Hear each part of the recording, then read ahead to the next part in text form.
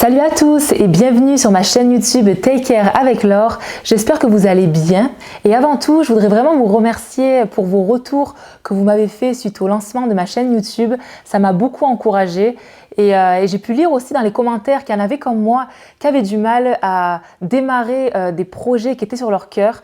Donc j'espère vraiment que depuis la dernière vidéo, vous avez eu ce courage aussi d'oser faire ce premier pas pour entrer pleinement dans les beaux plans, dans les beaux projets, la belle destinée que Dieu a pour vous. Et aujourd'hui, comme deuxième vidéo, donc j'avais à cœur de vous partager mon témoignage. Je me suis dit, comme c'est le début encore de ma chaîne YouTube, pourquoi pas vous raconter quand est-ce que j'ai décidé de suivre Jésus. Et comme ça, ça sera l'opportunité pour vous d'un peu plus me connaître. Donc voilà, donc c'est parti pour mon témoignage. J'espère que j'arriverai quand même à être concise, à pas être trop longue et à vraiment faire ressortir l'essentiel. Donc comme vous le savez, je m'appelle Laure et donc moi je suis née dans le sud de la France, dans une famille chrétienne. Donc c'est vrai que dès mon plus jeune âge, j'ai eu l'opportunité de baigner dans cet environnement chrétien, d'aller à l'église tous les dimanches et voilà, d'avoir une communauté chrétienne. Je suis la dernière d'une famille donc, de 4 enfants, donc j'ai 3 grands frères et je suis la dernière, donc la seule fille. Puis donc comme événement fort que j'ai vécu lorsque j'étais jeune, j'ai perdu ma maman lorsque j'avais 5 ans. Donc ça n'a pas été facile, ça a été un moment assez dur pour la famille. Ce qui est évident, lorsqu'on perd un être cher, lorsqu'on perd un membre de sa famille, c'est sûr que c'est jamais facile. Mais honnêtement, que ce soit lorsque j'étais jeune ou même avec beaucoup de recul, déjà là, malgré cet événement tragique, cet événement qui a été très dur pour nous, j'ai pu voir rapidement la fidélité de Dieu, combien il nous aimait, combien il nous portait aussi par sa grâce dans ce moment qui était douloureux. Et mon père aussi est toujours resté accroché au Seigneur. Il m'a même impressionné honnêtement par sa foi. Il a continué à marcher avec le Seigneur, toujours dans la reconnaissance, dans la louange. Et honnêtement, il a fait preuve d'une résilience qui m'a impressionnée. Donc voilà, ça a été pour moi un bel exemple. Et c'est vrai que cet événement donc qui nous est arrivé a fait en sorte aussi qu'avec ma famille, on soit très très soudés. Ça nous a rapprochés et du coup, il y a un amour très fort qui a été entre nous. Voilà, ça nous a vraiment soudés, rapprochés, unis davantage. Après, dans l'ensemble, c'est vrai que j'ai quand même eu une belle enfance. Donc merci Seigneur, comme je l'ai dit, voilà, j'ai vraiment vu la fidélité de Dieu. Il y avait les mamans de mes copines qui étaient vraiment super avec moi, qui beaucoup de compassion, qui m'invitaient, qui prenaient soin de moi. Donc je voyais vraiment le bras étendu de Dieu au travers des amis, au travers des mamans et tout ça. Et puis mon père aussi a vraiment fait en sorte que, parce que j'étais quand même la seule fille dans la maison, donc que je puisse aussi m'épanouir dans ma féminité, puis trouver mon identité aussi dans cette féminité-là. Donc je me souviens que on allait, une ou deux fois par année, on allait faire les magasins, puis demander aux vendeuses « Ah, mais qu'est-ce qui irait bien à ma fille ?» et tout. Enfin voilà, ils voulaient vraiment que je reste féminine parce que c'est vrai que c'est facile de vite se perdre dans tout cet environnement de gars. Donc c'est ça, donc ma jeunesse a été assez belle. Très jeune, j'ai donné ma vie à Jésus. Donc dans le cadre de mon église, je pense même que j'ai donné ma vie à Jésus 2 fois. Ensuite, donc arrive l'adolescence. L'adolescence, c'est sûr que je pense que de façon générale, c'est un petit peu plus dur l'adolescence. Mais moi, voilà, particulièrement, c'est vrai que ça n'a pas du tout été facile. Parce que autant enfant, c'est vrai que moi, je suivais un peu mes frères, je suivais tout ce qui se passait et tout. Mais arrivée adolescente, c'est là où j'aurais eu besoin vraiment d'un vis-à-vis féminin, en fait, mais que je n'ai pas eu. Parce que donc, j'avais pas ma maman, mais je n'avais pas non plus de repères féminin, quoi, maternelle ou féminin ou peu importe. J'avais pas de tante proche, j'avais des tantes mais pas avec qui j'étais vraiment proche, une grand-mère proche, même des amis proches, enfin des gens qui des filles plus vieilles, plus matures, qui auraient pu m'aider à m'affirmer dans ma féminité, dans mon identité. Puis, donc c'était pas facile. J'ai beaucoup manqué de confiance. En fait, j'ai réalisé, c'est fou parce que moi je suis quelqu'un j'aime beaucoup faire, je ne sais pas si vous êtes comme ça aussi, mais j'analyse énormément. Donc, et j'aime m'analyser, j'aime beaucoup m'analyser, j'aime comprendre, j'aime grandir, j'aime me développer, voilà. Et donc c'est vrai que j'ai souvent eu l'opportunité aussi de refaire une petite introspection un peu de mes premières années de vie, de mon enfance, de mon adolescence et tout. Et en fait, ce que j'ai remarqué, c'est que mon père avait quand même fait un beau travail en moi. C'est-à-dire que j'avais de l'estime en moi, je savais que j'avais de la valeur, que j'étais aimée d'un amour inconditionnel. Enfin, moi, j'ai jamais manqué de rien. Donc, c'est vrai que mon père, il a vraiment fait son travail de papa au top. Il n'y a rien à dire là-dessus. Donc, à l'intérieur, je me sentais bâtie. Enfin, moi, je m'appréciais. Mon papa me disait que j'étais belle et tout ça. Donc, j'avais confiance en moi. J'avais de l'estime de moi. Mais après, c'est vrai que sur le plan social, c'était plus dur. Et ça, c'était... Bon, après, c'est peut-être moi, mais c'est vrai que je remarque que j'ai l'impression, donc là je fais une généralité, je dis pas que c'est tout le temps comme ça, mais c'est vrai que le papa il va souvent bâtir l'intérieur, donc un peu la colonne, l'estime de soi, puis il va te valider, il va t'affirmer. Et c'est vrai que une maman, bon, comme je le dis, c'est très généralisé, mais ça va être le côté un peu plus social, un peu plus convivial, un peu plus chaleureux, ou avec qui tu vas... Enfin, mon père est chaleureux, donc voilà, mais avec qui tu vas plus parler en fait. Et moi, je l'avais pas ça, dans le sens où oui, je parlais avec mon papa, je parlais avec mes frères, mais vous savez ce que c'est de parler entre filles et tout, de parler avec une maman. Enfin, je veux dire, tu rentres dans des sujets que tu rentreras pas forcément avec ton papa. C'est un peu le constat que j'ai eu, même en regardant un peu autour, mais je trouve qu'une maman, ça aide beaucoup à épanouir sur le plan social quand même. C'est vrai que sur ce plan social, c'était beaucoup plus compliqué. J'avais du mal à m'affirmer, même à m'exprimer, à dire mes opinions. Bon, pas dans ma famille. Hein. C'est vrai que dans ma famille, et je pense que pour les filles, je ne sais pas s'il y a des filles qui regardent et qui ont grandi avec des frères, qui ont grandi avec des gars, surtout quand tu es la dernière, tu n'as pas le choix de t'affirmer, tu n'as pas le choix d'avoir du caractère. Et je pense que ton caractère se développe parce que tu veux te faire entendre, quoi. Déjà, tu es la dernière, tu es une fille. Et en plus, c'est vrai que même si ma famille, mes frères m'ont toujours respectée, aimée et tout, une fille et un gars, ça reste différent. Donc voilà, parfois je me sentais incomprise, c'était pas évident. Mais voilà, il fallait que je fasse entendre ma voix. Donc à la maison, j'arrivais à m'exprimer, même si c'était pas toujours de la bonne façon. Mais après, voilà, à l'extérieur, là, à partir de mes 14 ans, c'était horrible. Dans le sens où j'étais super mal dans ma peau, j'avais tout le temps un manteau sur moi, je me rappelle un manteau noir et un genre de caban que je gardais à l'intérieur ou à l'extérieur. Je rougissais facilement, j'étais vraiment pas bien dans ma peau.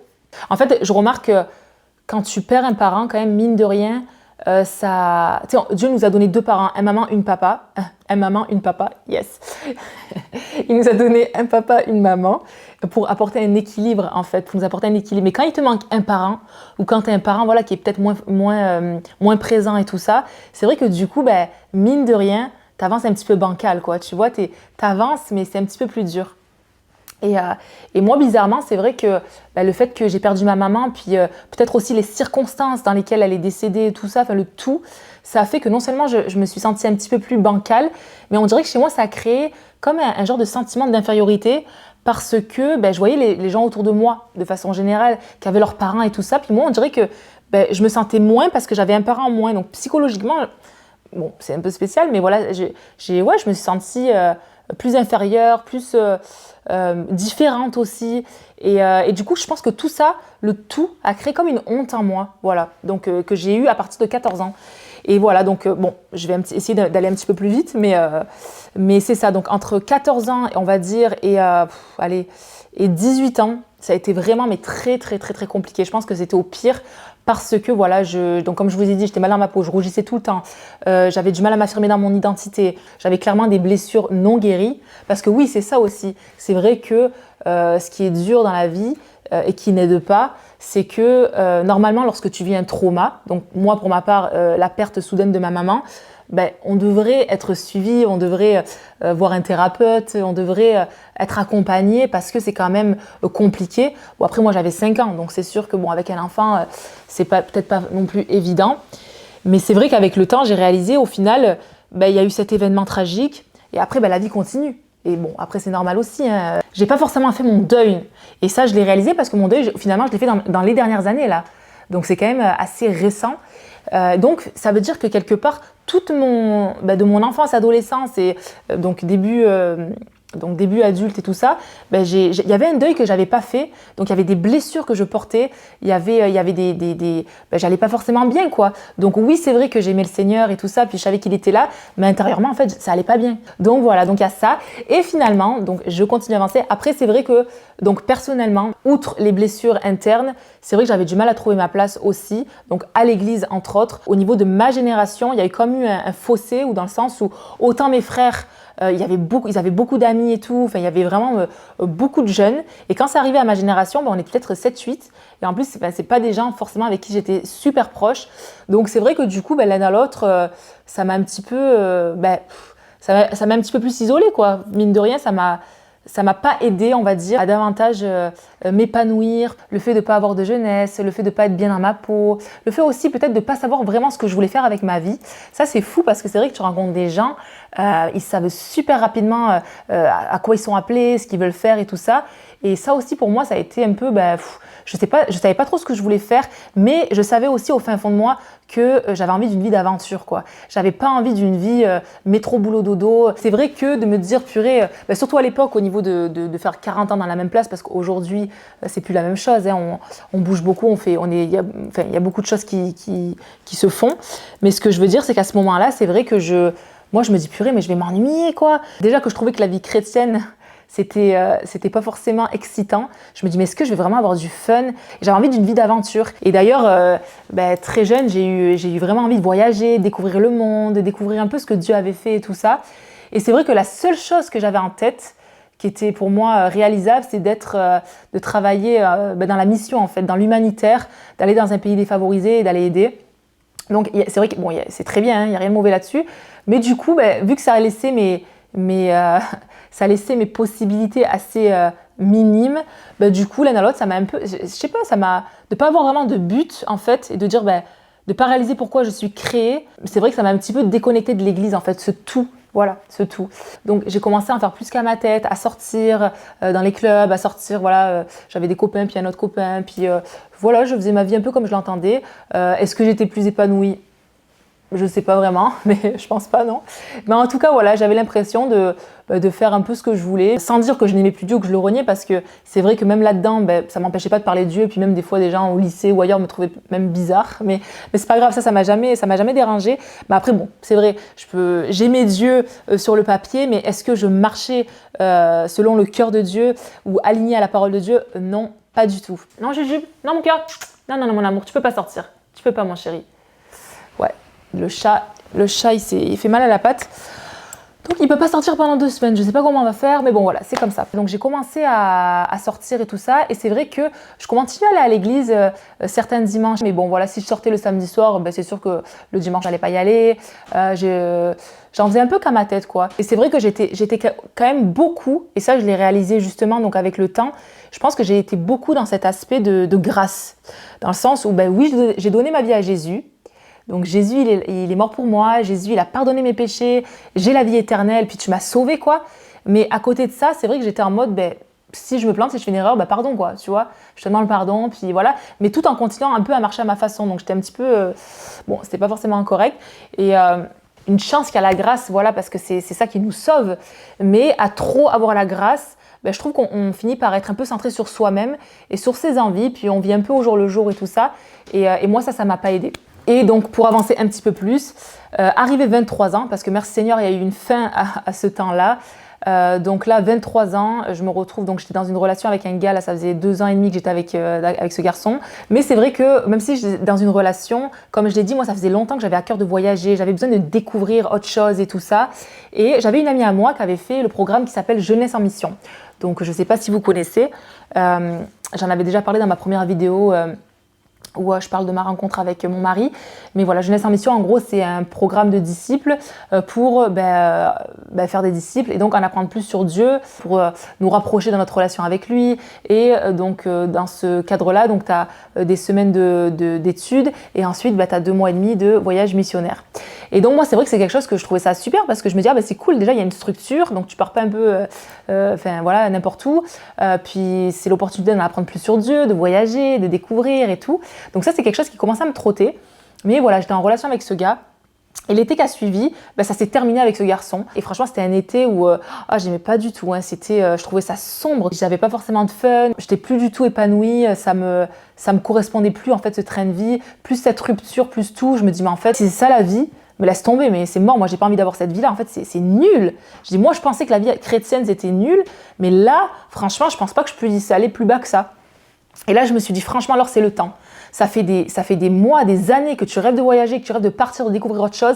Là, il est temps que tu fasses ce pas et que tu choisisses Jésus, quoi. Tu as vu que la vie sans Dieu, c'était pourri. Donc, en fait, tu n'as vraiment rien à perdre à le chercher davantage et à commencer vraiment, pour de vrai, une relation avec lui, à commencer ta vie avec lui.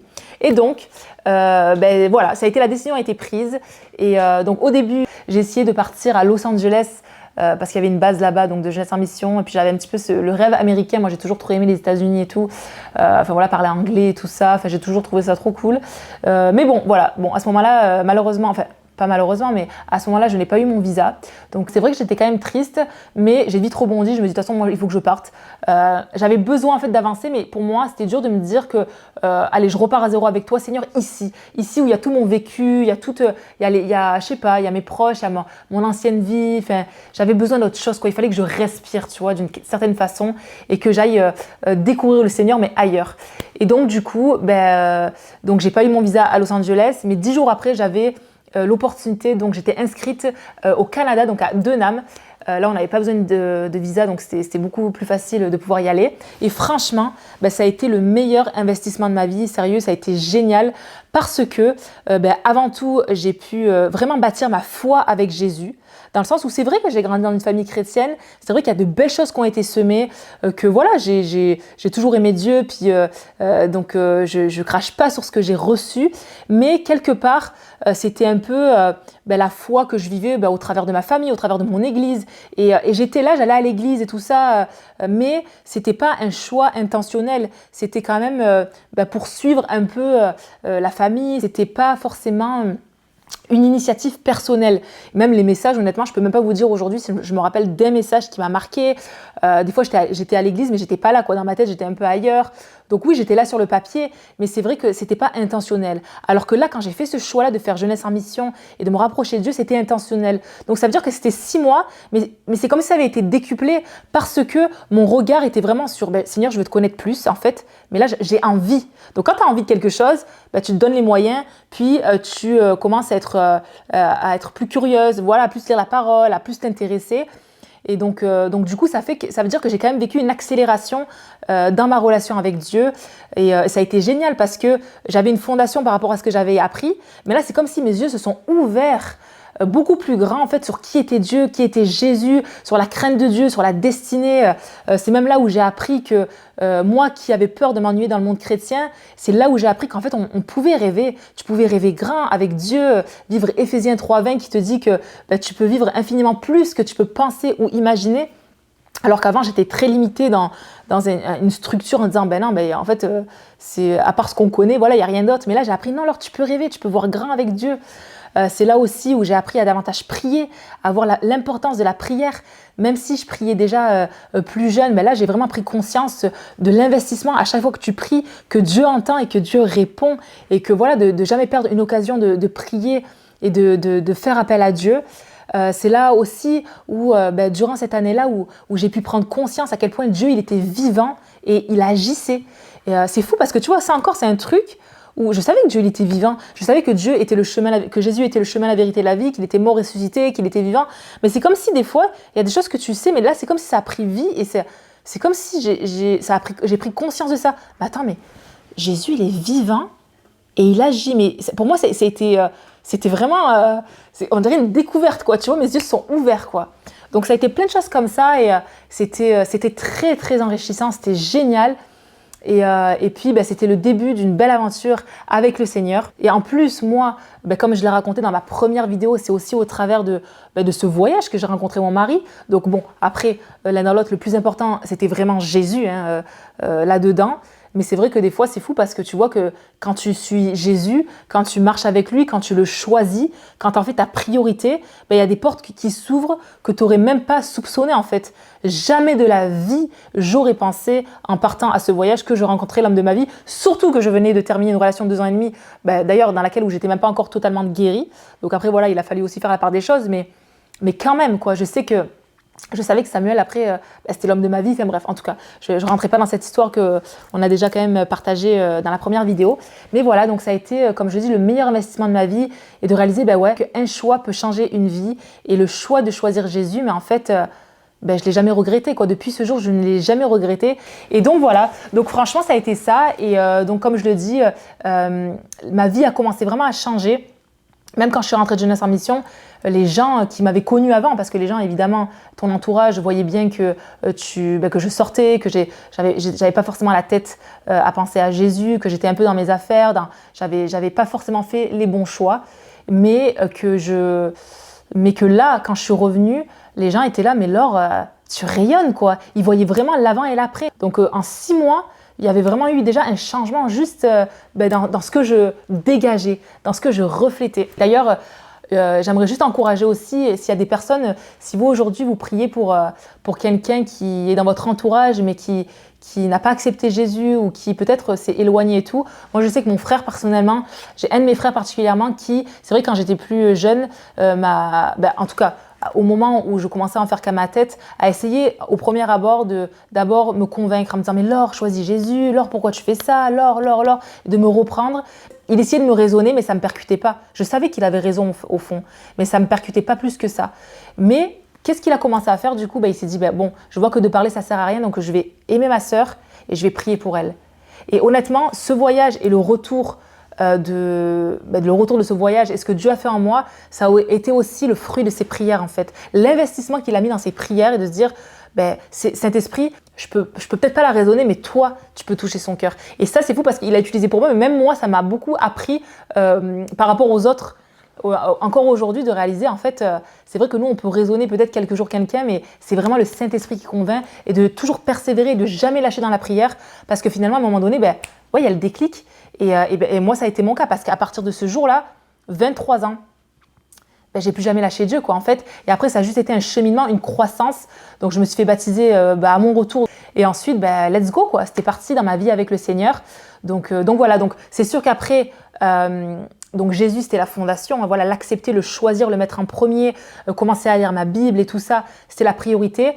Après, voilà, c'est sûr que tout ce cheminement interne, comme je vous ai dit au début, voilà, de guérison sur mon identité, sur le sentiment des fois d'infériorité par rapport aux autres, par rapport à ce que j'avais vécu, des blessures que j'avais, des carences. Bon, ça c'est sûr que ça a pris un peu plus de temps parce que voilà, ça n'a pas forcément été drastique, mais après, de toute façon, c'est ça la vie avec le Seigneur. Hein. Des fois, ça n'arrive pas d'un coup, mais c'est un cheminement. Plus tu avances avec lui, plus tu continues, plus tu vis des transformations avec lui, et puis c'est beau, quoi. Et aussi, je pense que... oh purée, tu m'as fait flipper. Mon bébé, tu peux pas sortir. Oh purée, mais t'en as partout. Mon amour, il m'a fait flipper. Vous savez, tu vois. Je m'excuse, mais tu peux pas sortir, mon amour. Tu peux pas sortir. Ouais. Et c'est vrai qu'avec du recul, quand même, je me suis quand même posé la question là-dedans, mais qu'est-ce qui a fait que j'accroche pas plus vite avec le Seigneur? Parce que c'est vrai que des fois, j'entends des témoignages, et peut-être que vous aussi, vous avez sûrement entendu des témoignages comme ça, ou peut-être que même vous-même, ça a été votre cas. Il y a des gens qui sont nés dans une famille chrétienne, mais dès 14-15 ans, ils s'étaient consacrés, ils savaient où ils s'en allaient, ils avaient reçu des paroles et tout ça et tout. Et c'est vrai que peut-être que ça les a aussi aidés à se garder et à avancer conforme à la parole et tout ça. Et moi, je réalise que c'est vrai que ce qui m'a manqué, je pense, c'est que déjà de 1, j'avais aucune notion de pourquoi j'avais été créée. Et c'est vrai que des fois, quand tu sais pas pourquoi tu as créé, pourquoi tu es là, ça aide pas, quoi, parce que du coup, tu es en mode, t'as pas vraiment d'objectif. Donc, tu es un peu en mode, je me laisse porter et tout ça. Donc, il y a ça. Il y a aussi cette notion, je réalise, de lire la Bible. Mais c'est tellement important, et je le vois encore aujourd'hui. Et je me dis, des fois, je trouve que j'ai pris tellement de temps à vraiment être assidue dans la parole de Dieu. Parce que la parole de Dieu, en fait, de la lire, ce que ça va faire, c'est que Dieu déjà te parle au travers de sa parole. Ça aurait permis peut-être même de guérir plus vite de certaines blessures, d'être plus vite affirmée dans mon identité, de connaître du coup plus vite Dieu. Et je pense que quand on est assidu avec la parole, qu'on la déclare, qu'on la répète et tout ça, ben, ça fait que finalement on gagne aussi du temps, je pense. Et ça, je l'ai compris avec le temps, parce que je le vois aujourd'hui. Enfin, quand j'ai commencé vraiment à être passionnée, et franchement, ça n'a même pas été de suite, ça, parce que même après mon baptême, je ressentais vraiment Dieu qui me disait, Laure, il faudrait que tu lises ta Bible en entier. Mais donc j'ai commencé, je me rappelle, j'avais marqué tous les livres sur une feuille avec le nombre de chapitres. Enfin voilà, dès que j'avais fini un livre, je le barrais et tout ça. Mais malheureusement, c'est vrai que j'ai pas été constante en fait. Je l'ai fait pendant un moment et après j'ai arrêté. Et voilà, donc après il y avait des périodes où je relisais ma Bible, mais après j'ai arrêté. Et ce manque de constance, ben, je vois que mine de rien, dans les dernières années, ben, ça m'a pas aidé quoi. Et puis après, bon voilà, après c'est vrai qu'il y a aussi cette notion d'église locale, parce que l'église locale, mine de rien, ben, et ça c'est mon regret aussi, c'est vrai que j'aurais peut-être dû, c'est comme ça moi du coup que j'encouragerai mes enfants ou que j'encourage d'autres, ben, même si tu n'as pas des amis proches, vas-y quand même en fait, ça ne sera pas perdu parce que ben, tu vas t'impliquer, du coup tu vas apprendre dans le service, ça va te développer, tout ce que tu peux prendre de ton église en fait, il faut que tu le prennes. Et voilà, et après ben, à un moment donné, si tu sens qu'il y a un plafond, et ben, du coup, peut-être que tu es appelé à aller dans une autre église où tu vas être développé d'une autre façon, tu vas grandir d'une autre façon. Et voilà, Dieu va pouvoir continuer l'œuvre qu'il a commencée en toi. Et peut-être qu'aujourd'hui, tu écoutes cette vidéo et ben, tu te poses des questions, tu te demandes ben, déjà pourquoi tu es sur la terre, quel est le but aussi que tu as sur cette terre-là. Peut-être même que tu te demandes est-ce que Dieu existe, parce que c'est vrai que ben voilà, moi comme je l'ai dit, je sais que Dieu est vivant, je sais qu'il existe, je sais que Jésus est le chemin, la vérité, la vie. Pour moi, ça fait aucun doute. Mais peut-être que toi en face, ben, tu le sais pas et ou tu l'as pas encore réalisé. Comme je le disais moi tout à l'heure, c'est vrai que c'est juste un moment de ma vie, donc pendant ce moment de voyage où j'ai pris conscience, mais Jésus il est vivant, il agit, alors que j'avais entendu ça depuis mon enfance. Mais peut-être que toi aussi tu n'as pas cette prise de conscience. Ben, je t'encourage aujourd'hui juste à faire une prière simple et à demander à Dieu, ben, Seigneur, tu m'as créé, tu sais comment me parler, ben, viens te révéler à moi, viens te montrer davantage en moi. Ben, quel est mon but sur cette terre, Seigneur, à quoi je sers? Dieu, est-ce que tu existes vraiment? Est-ce qu'il y a plus pour moi sur cette terre? Si tu poses ces questions à Dieu, c'est certain qu'il va te répondre parce qu'il t'aime et parce qu'il veut que tu le connaisses et parce qu'il veut avoir une relation avec toi. Donc voilà, c'était ça mon témoignage. J'espère que j'ai été assez concise. J'avais un peu une idée de là où je voulais m'en aller, mais c'est vrai que je me suis un peu laissée porter dans la discussion. Mais bon, en tout cas, ça fait que vous me connaissez un peu plus. Donc voilà, c'est ça pour cette vidéo-là. Je vous souhaite une très belle semaine et puis je vous dis à bientôt dans Take Care avec Laure.